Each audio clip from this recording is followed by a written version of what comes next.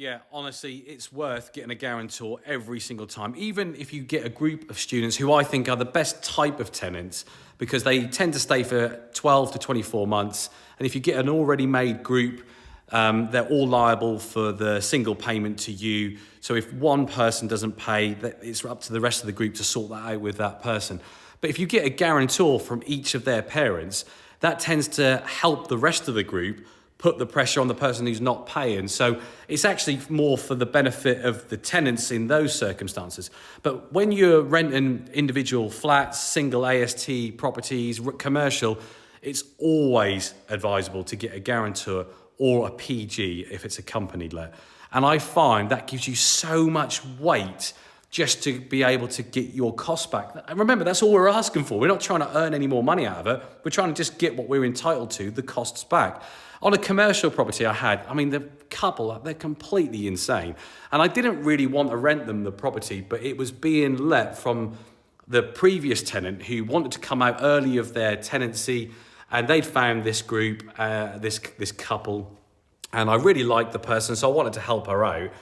So I agreed reluctantly to let this shop to this couple, and I knew that they were not all the ticket. They were sending me documents left, right, and centre. But I said, look, the rent was like 900 quid a month. I said, I need a 3K deposit, and I need a guarantor from the wife who owns her own home. And I had a gut feeling that they were going to mess me around, but with a 3K deposit and with a guarantor who owns their own home with a bit of equity in it, you're pretty protected.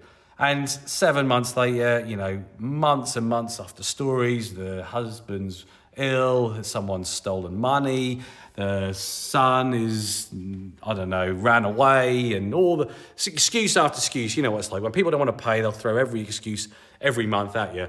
I decided to take them to court and claim the full amount, because when it comes to commercial tenants, you can actually, if they breach the tenancy, go for the full amount. So it was a 3-year tenancy at 900 quid, bang, I'll hit them with everything.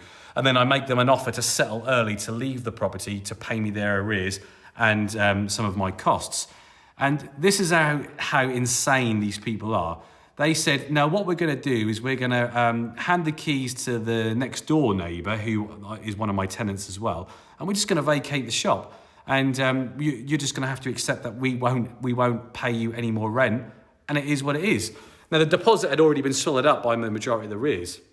So I'll just bring a claim against them when I materialise my full loss, and I am perfectly content and comfortable on taking them to the point of bankruptcy to get the money out of their house, because these are the individuals who, by the way, pestered me. They literally begged me to give them this shop, even though I had my reservations, and they were exactly the type of tenants that I thought they were going to be. They messed me around with paying, they gave me all of the bullshit reasons, and when it came to actually settling the debt, they just stuck their fingers up at me. And for me, it doesn't matter if it costs me thousands.